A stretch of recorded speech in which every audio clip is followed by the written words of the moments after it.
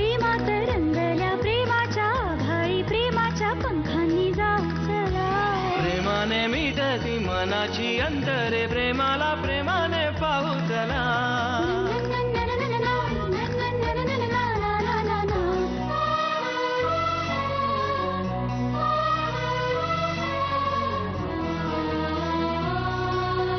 प्रेमाचा प्रवाही प्रेमाचे भोवारे प्रेमाची वादळे येती जरी. प्रेमाच्या लाटा या प्रेमाने वाहून प्रेमाच्या तीराशी नेती तरी. प्रेमाचा चांदवा झरतो बेभान प्रेमाचे उधाण झेलू चला.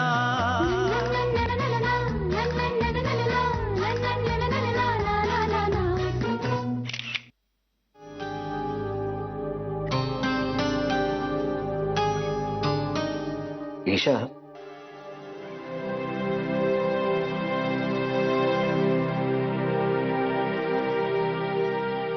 हे सगळं मी का केलं हे तुला समजणं माझ्या दृष्टीनं जास्त महत्वाचं आहे. आणि आता मी तुला जे काही सांगणार आहे ना ते ओमला सुद्धा नाही माहित. मी कॉलेजमध्ये होतो ना तेव्हा मला एक मुलगी आवडायची. छान होते, बघत राहायचो तिच्याकडे, पण बोलण्याचं धाडस मात्र कधी नाही झालं. माझ्या मित्रांनी बळे मला तिच्या समोर नेऊन उभं केलं, पण तोंडातून शब्दच नाही फुटला. व काही दिवसांनी तिनं कॉलेजला येणं बंद केलं आणि असं कळलं की तिचं लग्न झालं. आतून ना तुटल्यासारखं वाटलं मला खूप. असं वाटायला लागलं की आता आपल्याला वेळ लागतंय की काय. मग तिथनं पुढं जो काय अपयशाचा पाढा लागला तो लागलाच. प्रत्येक क्षेत्रात अपयश. आणि मग तू ओम्याच्या आयुष्यात आलीस. मग मी माझं अपयश ओम्याच्या यशामध्ये झाकू पाहायला लागलो.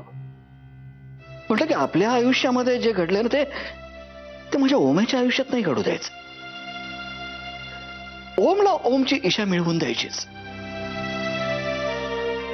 मग त्यासाठी आपल्याला कुठल्याही थराला जावं लागलं तरी हरकत नाही, पण ओमला ईशा मिळवून द्यायची.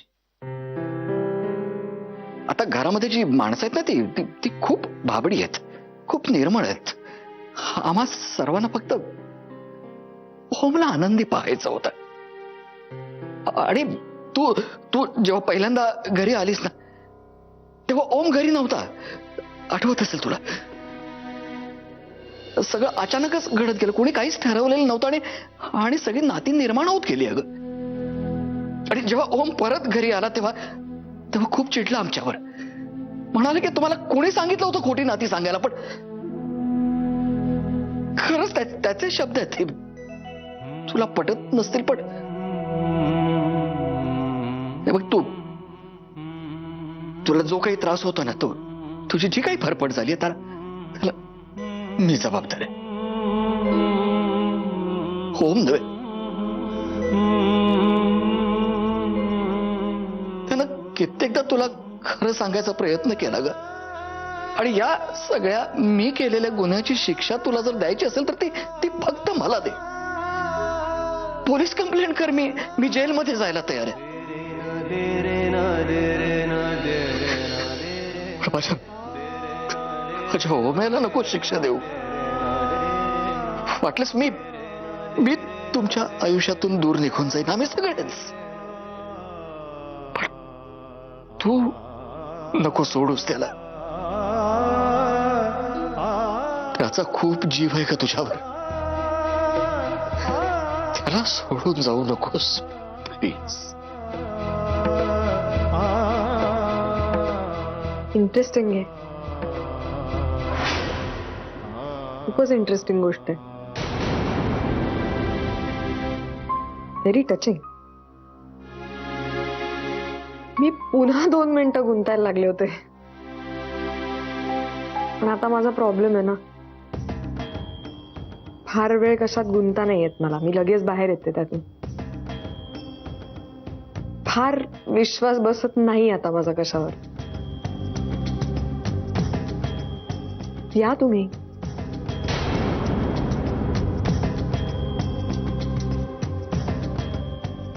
या.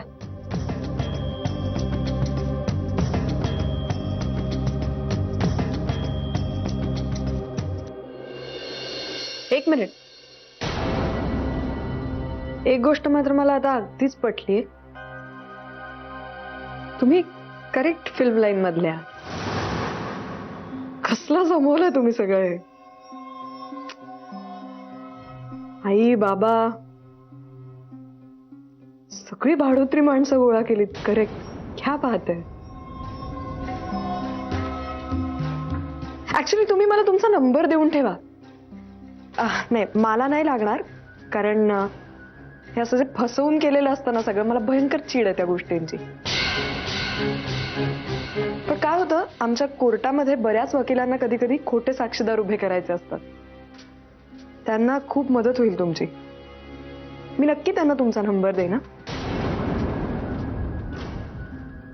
काय म्हणतात तुमच्या फील्डमध्ये याला, तुम्ही केलं त्याला, म्हणजे मॅनेजर की कोऑर्डिनेटर, मला नक्की माहिती नाहीये ना, म्हणून. आजची सुद्धा मॅनेज केली तुम्ही. तुम्ही आईच मॅनेज केली तिथे, बाकी सगळ्याचं काय म्हणा.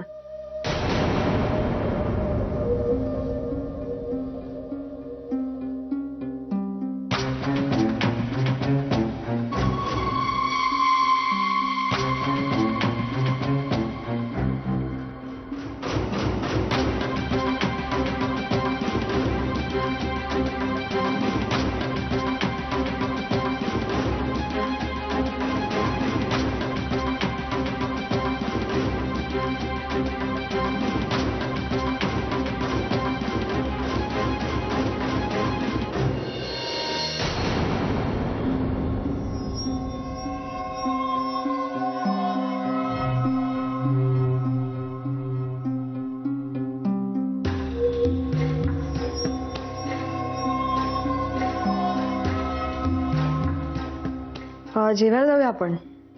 खाऊया काहीतरी मस्तपैकी. भेळ खाऊ. आईस्क्रीम पण खाऊ थंड. मी चॉकलेट खाते. चॉकलेट खाते.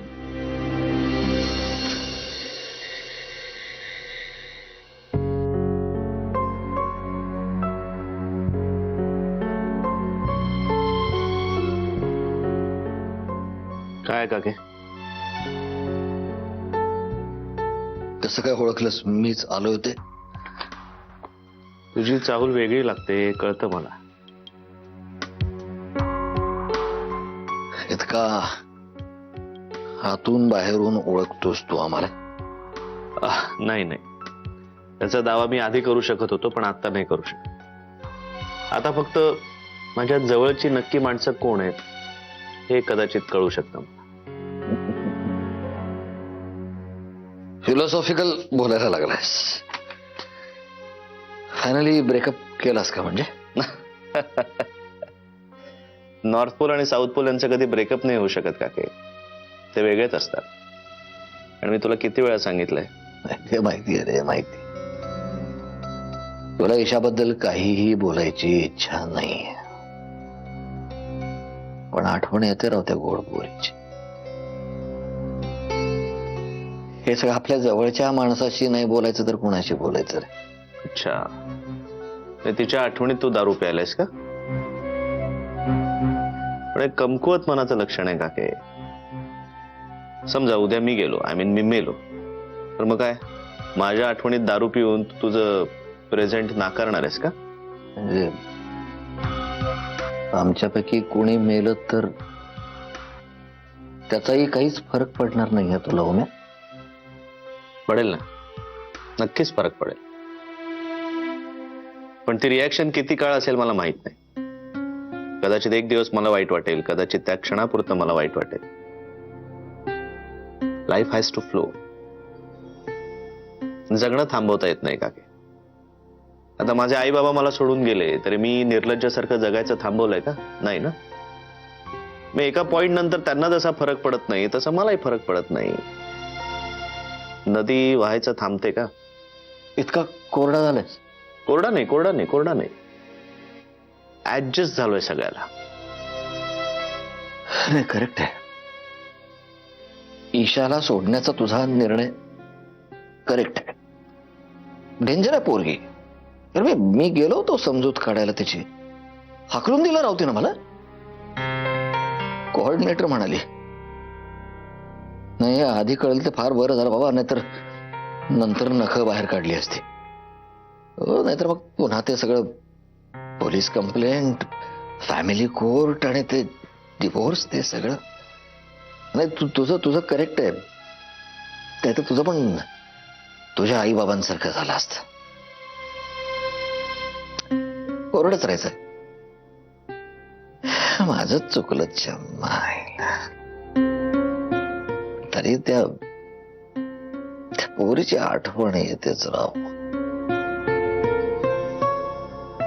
तुमच्या दोघांचा गोड हसरा चेहरा डोळ्यासमोरून जातच नाही रे.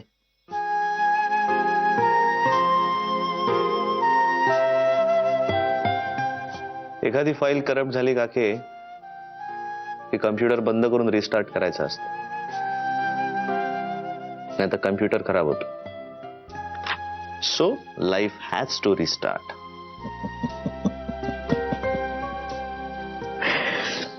पुन्हा फिलॉसॉफिकल.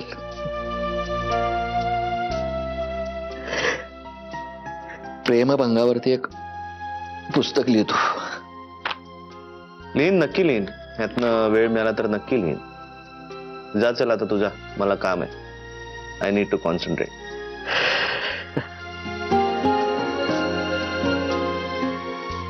काळजी आहे यार. डोंट वरी.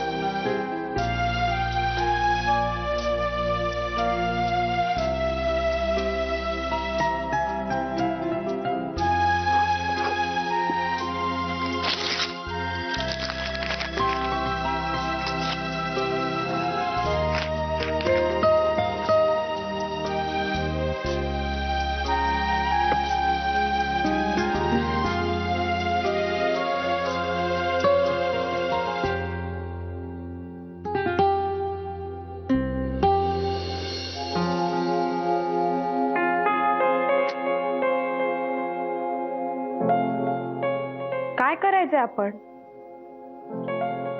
म्हणजे इथे राहायचंय का जायचं इथून?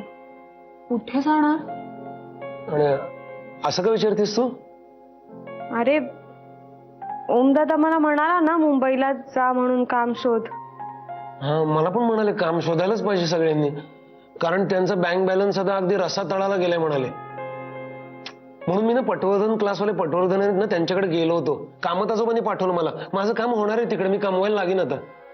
मी काय काम करू? माझं तर शिक्षणच पुरेसं झालेलं नाहीये. तू काय करणार मधू? मला एक ऑडिशन साठी फोन आलाय मुंबईहून. मग चांगली गोष्ट आहे ना, जाऊन ये ना तू मुंबईला. अरे जयेश दादा, मुद्दा तो नाहीये रे. हे बघ, मला असं वाटतंय की ओम दादाला ना आपण इकडे नको. नाही ग, असा का विचार करतील ते? तसं नाही ना, म्हणजे आता त्यांनी ठरवलंय ना जुनं सगळं विसरायचं, तर आपण जर त्याच्या समोर असू सतत तर तो कसा विसरेल ना. म्हणून मला असं वाटतंय की नको असू आपण त्याला. पण मधू मला काय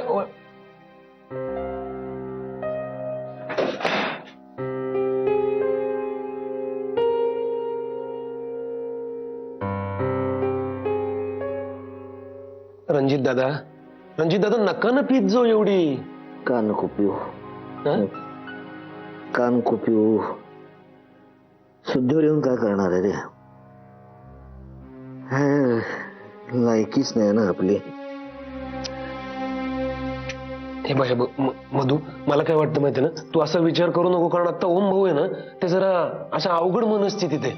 आता आपल्या अवघड काळामध्ये त्याने आपल्याला आसरा दिला की नाही, मग आता ते अशा परिस्थितीत असताना आपण त्यांना सोडून जायचं का? सांग बरं मला. हा, हे बघ, बरोबर आहे जयेश दादा, पण कुठं कुणाच्यात इन्व्हॉल्व्ह होऊ नका, स्वतःला त्रास करून घेऊ नका, आनंदी राहा, ताठ मानेने जगा, हाच सुखी आयुष्याचा मूलमंत्र आहे. रणजित काका, मला एका ऑडिशन साठी बोलवलंय मुंबईत. मला कळत नाहीये काय करू. अरे वा, मस्त आहे. हो, मॅम म्हणतो ना, लाईफ हॅज टू फ्लो. जगणं कधीही थांबत नाही. नदीचा प्रवाह कधी थांबतो का? नाही थांबत. प्रवाहा बरोबर जायचं, थांबायचं ना. तुझा जा, जाणं महत्वाचं आहे तुझं.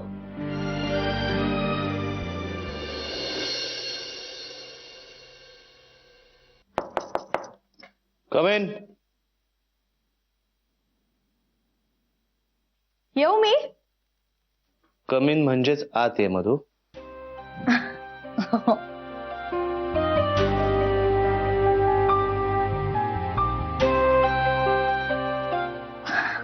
बिझी आहेस का? समोर एवढी पुस्तकं आहेत आणि मी मन लावून काम करतोय, म्हणजे मी बिझीच आहे ना. सॉरी. नंतर येऊ का? मग मी नंतर येते. हा,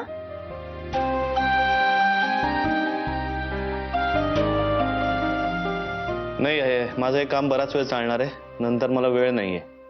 4 तास तरी झोप झाली पाहिजे. उद्या दिवसभर पुन्हा कोर्टात उभं राहायचंय. तुला त्रास होतोय का माझा ओम दादा?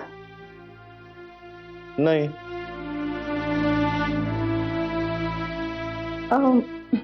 ओम दादा, मला ना एक विचारायचं होतं खरं तर. बोल पटकन.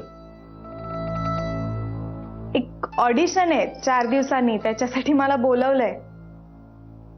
मुंबईत आहे. All the best. तेव्हा माझं बोलणं मनावर घेतलेलं दिसतंयस तू खरंच. गुड. देर आहे दुरुस्त आहे. मी आधीच बोलायला हवं होतं, एवढा वेळ फुकट गेला नसता तुझा. अरे, सिलेक्ट झाले तर थांबावं लागेल तिकडेच. अरे मग चांगली गोष्ट आहे. त्यात विचारायचं काय? म्हणजे मी जाऊ? हा, म्हणजे परवानगी मागण्याचं मला काही कारणच दिसत नाहीये. आणि तुम्हाला न सांगता गेली असतीस तरी मला काही वाईट वाटलं नसतं त्याचं. आफ्टर ऑल तुझं करिअर आहे ते, आणि तू चांगल्या पद्धतीने परस्यू करतेस, याच्यात आनंदच आहे मला. अरे, मुंबईत राहावं लागेल मला. मग राहायचं. करिअर आहे तुझं ते. ओम दादा, मला नाही घर खूप आवडतं रे. त्याचा काय संबंध? आणि आपल्या आवडणाऱ्या सगळ्याच गोष्टी आपल्या बरोबर नसतात सतत.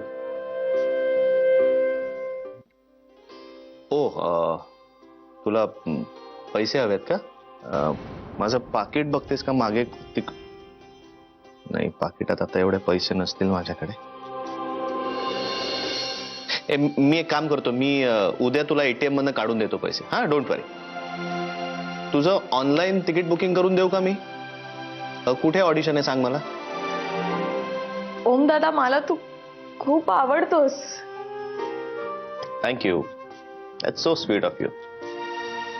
मी उद्या तुला पैसे काढून देतो. हा, प्लीज जाताना जरा दार लावशील?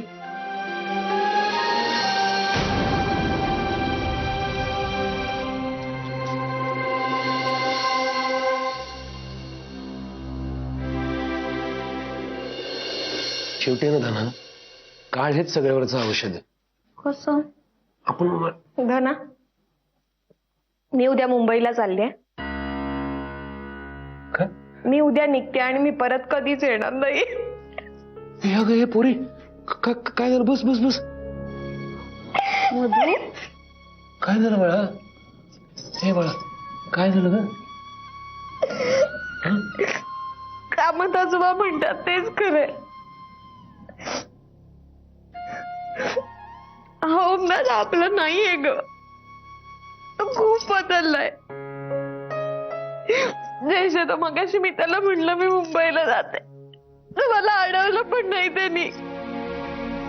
मी म्हंटल त्याला मला एक घर खूप आवडतो, मला तू खूप आवडतो. काहीच बोलला नाही. मला म्हणाला तुला पैसे देऊ का? काय करू मी त्या पैशांचं? नाही मला राहायचंच नाहीये इथे. मी जाणार आहे मुंबईला. हे बघ मधू, आपल्या ओम भाऊंचं चित्त आता थाऱ्यावर नाहीये ना? हं? आपण समजून घ्यायला नको का त्यांना? हं? हो, त्यांना कळत नाहीये ते काय बोलतायत ते सध्या. हे बघ मधू, तू आता तुझं काम करायला जा आणि मग थोड्या दिवसांनी परत ये. काय? मी नाही येणार आहे. कशाला यायचं इथे? एखादा माणूस आपल्याला सांगतोय की आपण त्याला नको, त्याला आपला कंटाळा आलाय, तर का राहायचं? मी नाही येणार आहे इथे परत. मी कोल्हापूरला तर नाही जाऊ शकत.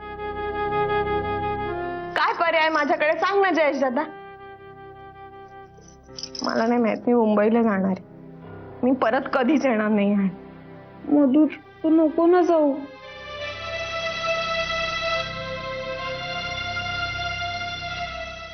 तू खूप गोड आहेस ग.